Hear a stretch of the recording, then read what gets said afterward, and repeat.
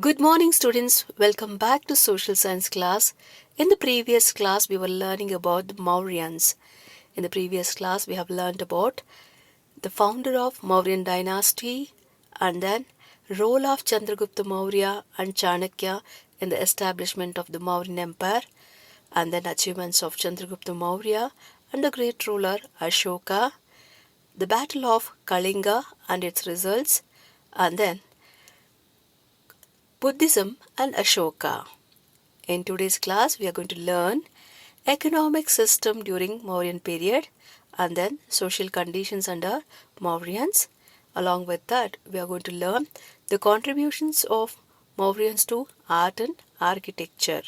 After that, we are going to learn about the Kushans, founder of Kushan dynasty and the important rulers among Kushans, and then achievements of Kanishka, and then contributions of Kushans to art and architecture. Without much delay, let us start today's session. Economic and social condition under the Mauryan period. First, let us see economic condition. The land revenue was the chief source of income in the Mauryan Empire. It was 1/6 to 1/4 of the produce. Two kinds of taxes were levied, namely Bali and Bhaga. It is mentioned in the edicts of Ashoka. Bhaga was levied on agricultural produce and the cattle at the rate of 1/6. What are the total output is there? Out of that, 1/6 should be paid as tax. According to Vincent Smith and Shama Shastri, Bali was a religious tribute. After this, toll tax was imposed on articles which were brought for sale. Taxes were levied on liquor shops and gambling houses. Some taxes were collected from forest and mines. From the revenue collected, the state provided various facilities like good roads, irrigation, hospitals, and met other expenses of the state. The government was managing the agricultural sector.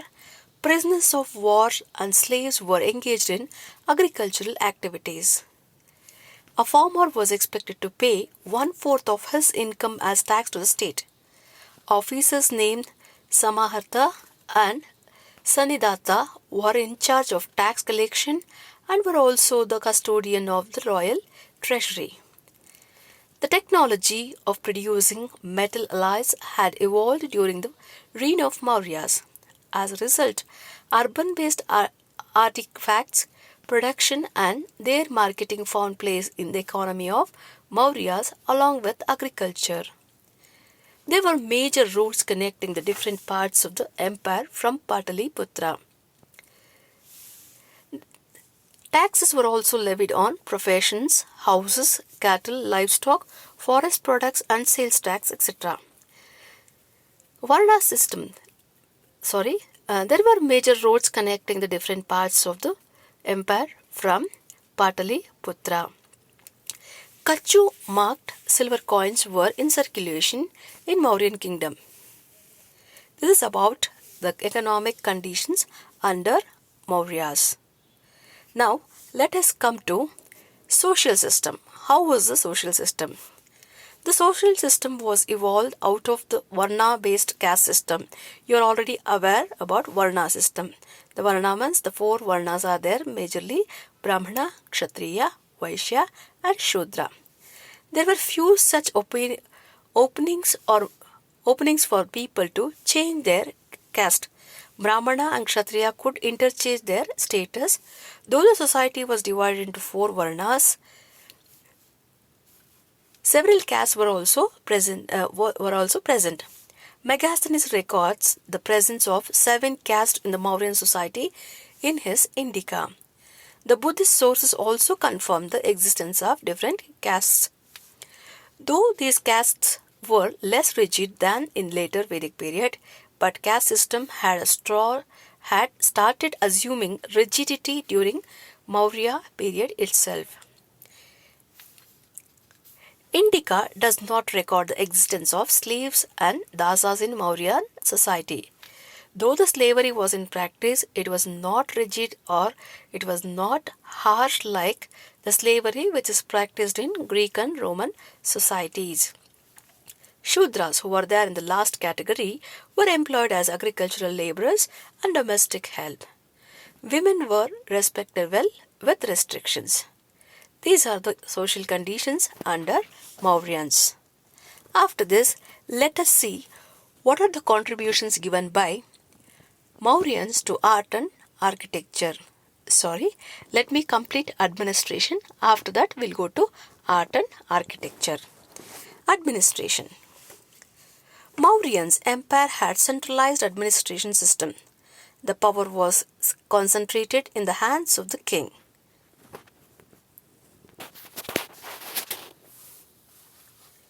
The Mauryan government was centralized and was managed by several officers of different ranks.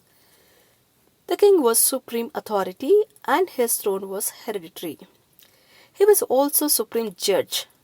Megasthenes, the Greek ambassador at the court of Chandragupta Maurya, in his book Indica, and Chanakya in Arthashastra, tell us about the Mauryan administration.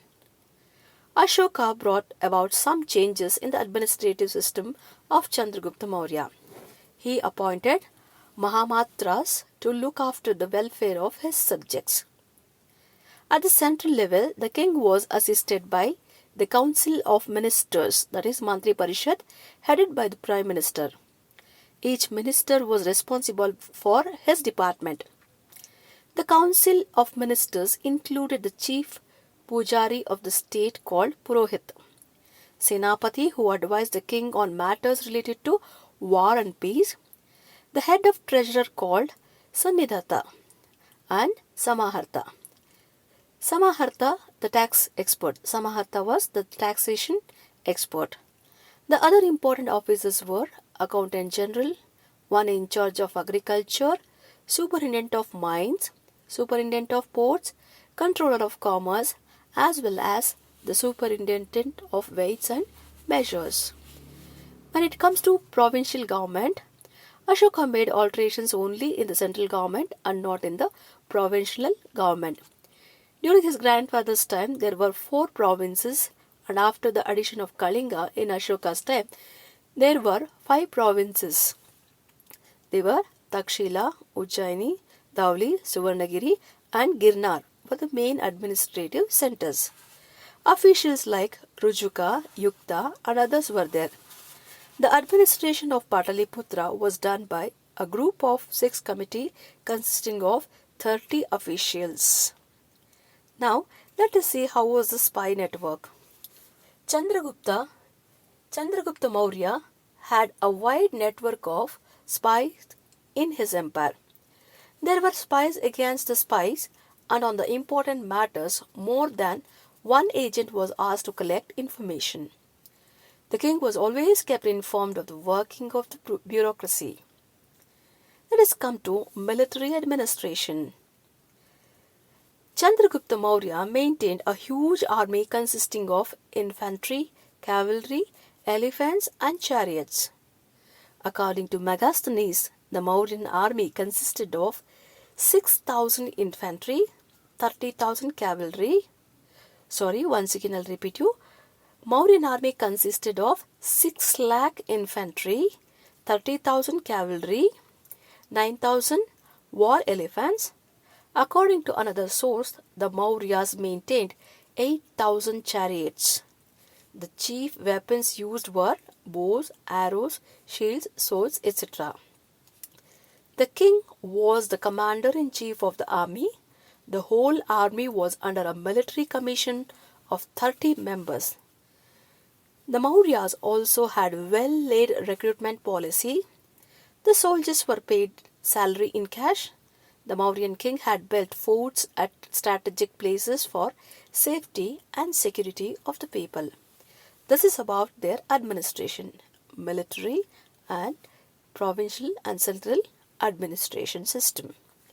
And now let us come to the contributions of Mauryans to art and architecture.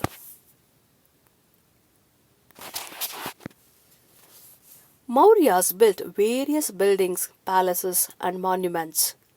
The buildings prior to Ashoka were built of wood.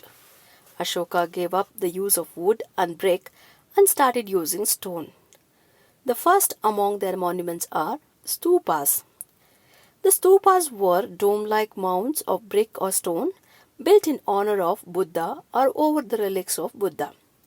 It is believed that Ashoka built nearly about 84,000 stupas all over his empire. They have perished in course of time. The only surviving stupa is at Sanchi in Madhya Pradesh. It is the biggest stupa. You can see the image of Sanchi stupa in the slide.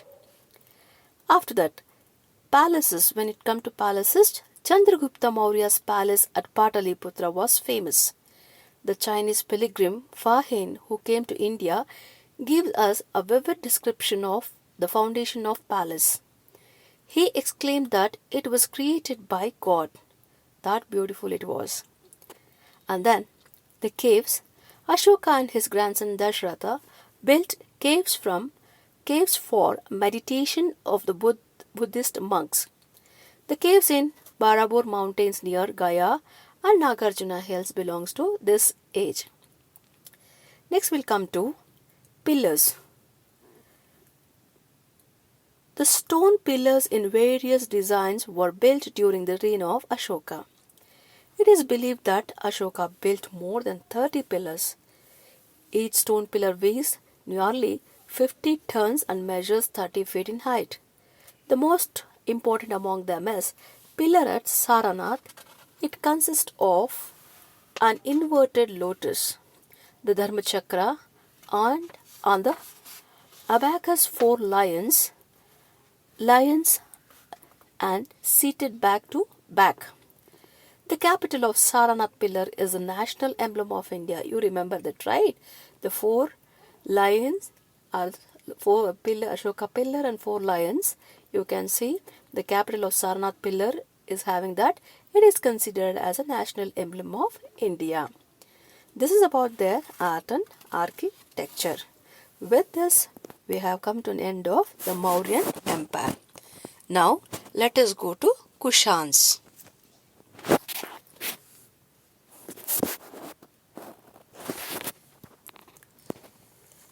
The Kushans were originally a nomadic race known as Yuchi tribe, and they lived in China. This race was driven out of their homeland by powerful tribes like the Huns. The Kushans occupied Bactria and then moved into the Kabul valley and seized Gandhara.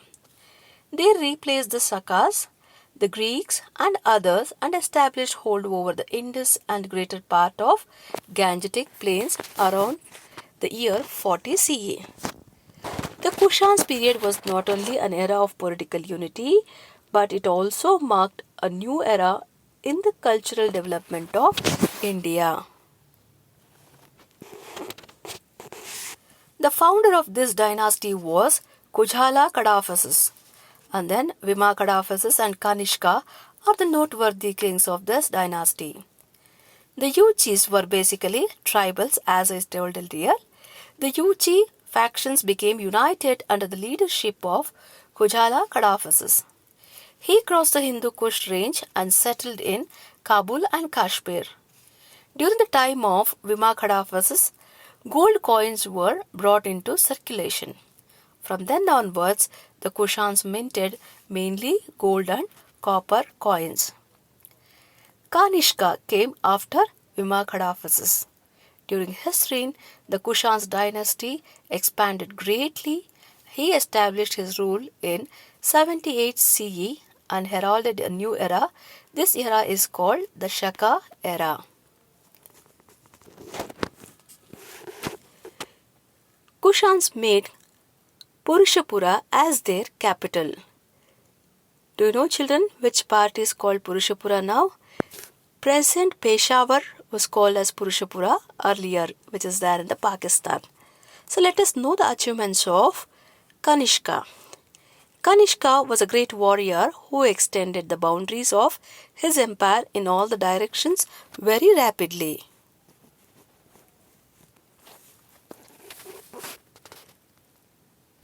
His empire consisted of Bactria, Persia, Afghanistan, Punjab, and a large portion of Sindh.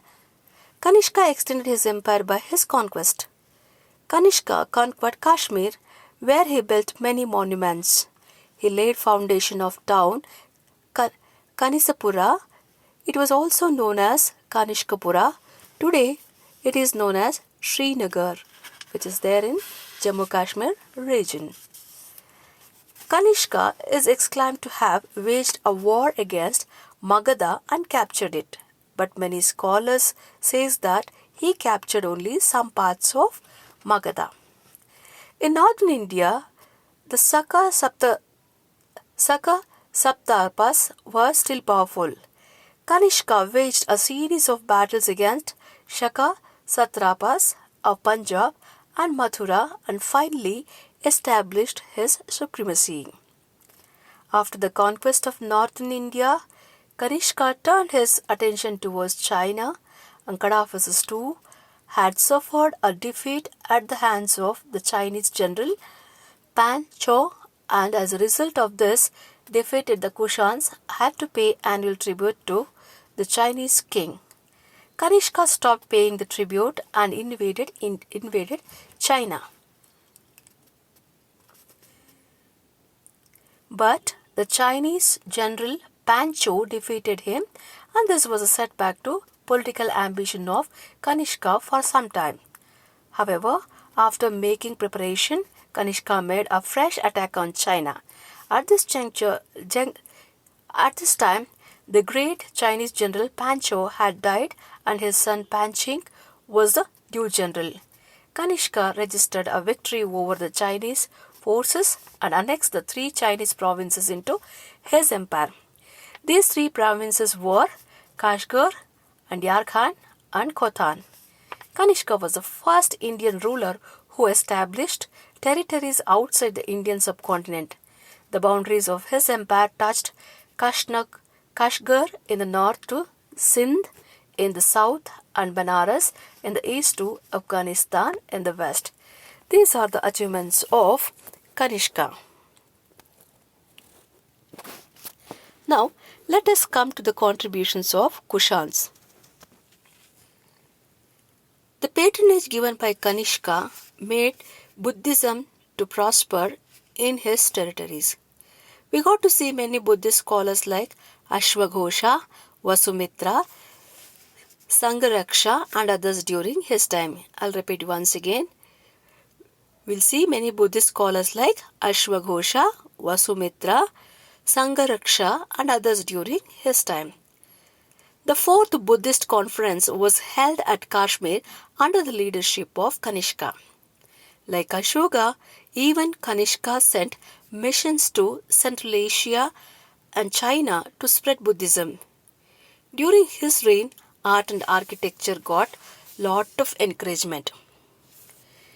As I said that he was a great patron of art, his important buildings and constructions of art are found mostly at Gandhara, Mathura, Kanishkapura and Takshila.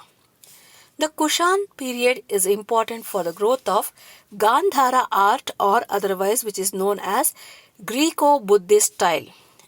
With close contact between the 2 civilizations, the Indian and the Greek, there arose a new school of art called the Gandhara school of art. This school represented a blending of Indian and Greek art. It is called as Gandhara art because this style originated in Gandhara region. This region is situated in present Afghanistan. Once again I'll repeat you. The Gandhara region is situated in the present Afghanistan.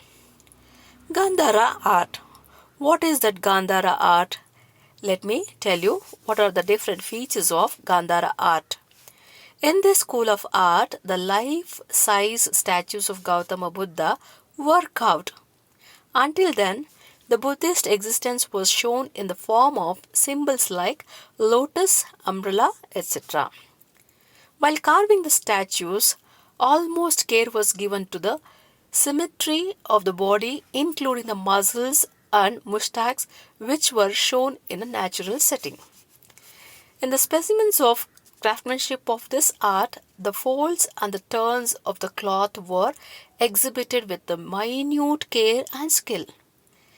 In this art, the ornaments that were carved on the statues received much attention, which added to the physical beauty of the statue. Polishing the statues is an important feature of this art, and then specimens were mostly prepared in stone, terracotta, and clay. The technique used in making the statues was Greek, but the ideas and then inspiration and personality all were Indian. These are the special features or characteristics of Gandhara school of art. With this, we come to an end of the lesson Mauryas and Kushans. Before I conclude, let me repeat what we have learned today. In today's class, you have learned about social and economic conditions under Mauryans and then administration of Mauryans. Along with that, we have learned contributions of Mauryans to art and architecture. Then founder of Kushans, and then very important rulers among Kushans, and then achievements of Kanishka, and then their contributions, Kushans' contributions to art and architecture. Herewith, I would like to end the session. Before I end, I would like to say that there are few questions for you children. Name the sources which reflect upon the history of Mauryans. Which was the capital of Mauryans? And then who was Vasumitra? Which ruler was called Devanampriya and Priyadarshi? Who founded Kushana dynasty? And where did the fourth Buddhist council held? Answer these questions in your homework book without forgetting. Okay, every day make sure that you have to write the questions what I am going to give at the last. Along with that, what the notes I send, you should also complete the notes without fail. After completion of this work, you have an assignment. You have to write a short note on Ashoka. Collect more information about Ashoka and write a paragraph on Ashoka. This is your assignment. I hope you have understood the lesson, and if you have any queries as usual, please text or put the question in the WhatsApp group. I am always ready to answer your questions children and clarify your doubts. Don't get hesitated to put the questions in a group, please. And be studious always. Please go through with the videos and read the slides properly and understand the lesson. Wherever you get a doubt, please put the questions in the WhatsApp group.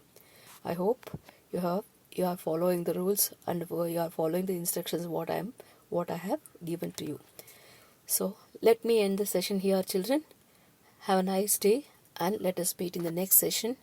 Till that, take care. Have a nice time. Thank you.